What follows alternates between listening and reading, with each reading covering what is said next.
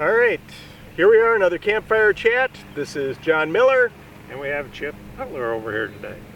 And we have spent a number of opportunities with you talking about some of the campsites here at Wesley Woods. We've talked about some of the program areas here at Wesley Woods.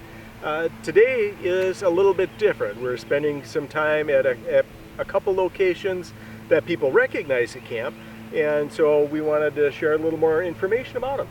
Yeah. So today, behind us, we have the White Cross in the White Cross pasture. And people wonder, why is the White Cross there? Well, the White Cross is in memory of Ruth Scott for her generous donation gift to the camp.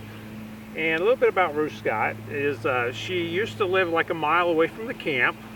And then she became a school teacher and lived over by Milo, which is about 8 or 10 miles away from here to the east. And she passed away and left her estate to the camp. And the board of camps at that time was trying to figure out how they could purchase the John Woods farm when all this happened in the early 80s. And so with that generous gift, they were able to sell her property and use that to help pay for the John Woods farm. Now the John Woods farm here is south of the main camp, beautiful ridge top which branches out. We have horse pasture, hay ground, farm animals. We've got an equine system center. We have like 9 different outpost sites that we've developed on here. Yeah. Just lots of different development to help the camp grow and share the love of God on. Well, that's just it. It really gave camp the opportunity to spread out, right, and grow beyond the main impost and develop more program areas and a large horse program, and give a lot more opportunities to folks when they come to Wesley Woods. And right, when we think about the original camp was only like 61 acres, and now we got 3 times that much. Yeah. What do we got? 344 acres roughly. Yes. Right? So, yeah, it's allowed camp to spread its wings, reach more people, reach people in different ways. So we share the love of Christ in a multitude of ways and opportunities here at camp, and this has helped develop some of those pieces of the puzzle. Yeah, so ever get a chance to walk the ridge, beautiful sights.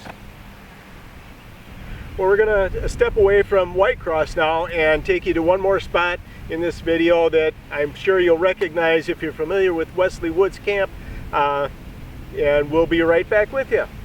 Well, we've changed locations, and as you can tell, we're at a spot that a lot of people recognize and think about when they hear Wesley Woods or think about camp, right? You can see this when you're driving into camp on the horizon, and we're at the windmill, John. There's obviously a story here. There's a good story about it, Chip. The windmill was donated by Ben and Grace Gleckler back in around 1992.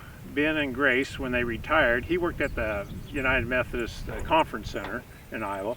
And when he retired, they sold their farm over by New Virginia, Iowa, and they had the family heirloom, the windmill. And they wanted to donate it to the camp, so they said yeah, or someone above me said yeah. And the REC took it down and loaded it on a trailer for us, and then we brought it here, and I studied it for several days and just thought, boy, how am I going to put that up? Luckily, I had John Sprague and Bill Tomlinson at the time helping me, and so we designed a way to do it. John was very good at that kind of stuff, so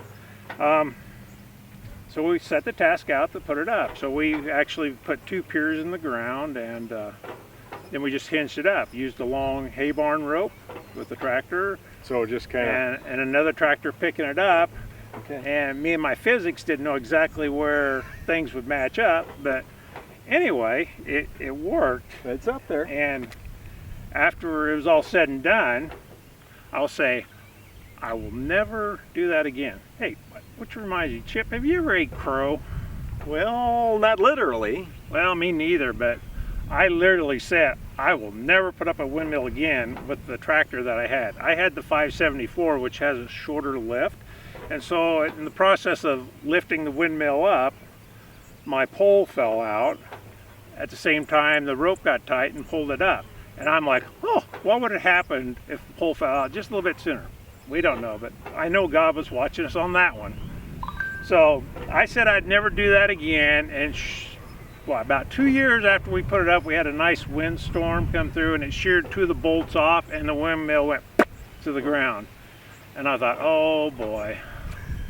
And I thought, well, it's probably not going to go up. It hadn't become a really good icon at that time, but knowing the volunteers that the camp gets, we had a good volunteer come, and he took it on his task to straighten out all the blades that got bent on the windmill. Nice. And before I knew it, hey John, we're ready to put that thing up again. I thought, oh man. So we did. This time a little bit wiser how to do it. We got it up nice and everything, and it worked for several years.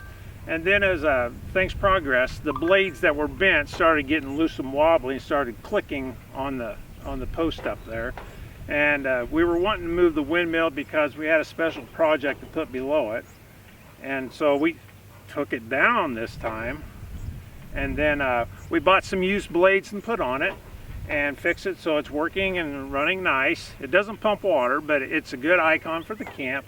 This time I had the John Deere tractor, which has another 4 foot of lift and extension on it, and it went up really nice, and we're happy to have the icon for the camp going and spinning for everybody to come out and see.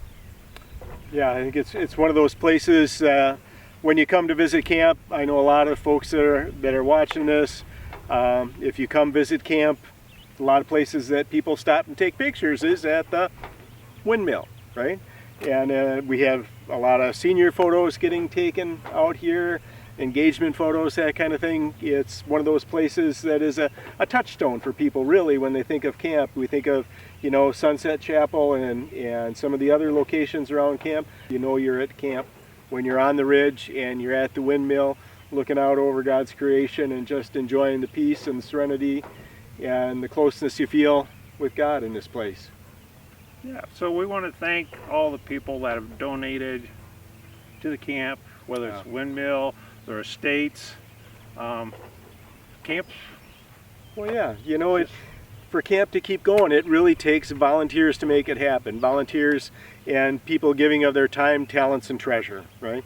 Just like we talk about that folks' talents have. We've got fingerprints of volunteers all over this place. We wouldn't be able to accomplish much without the help of our volunteers and our donors to make this happen, to see this ministry grow, thrive, and survive. They just make the impossible happen sometimes. Yep. It's great. Yep. It's wonderful to work with volunteers. God moves through you, and we really appreciate it. Thank you so much.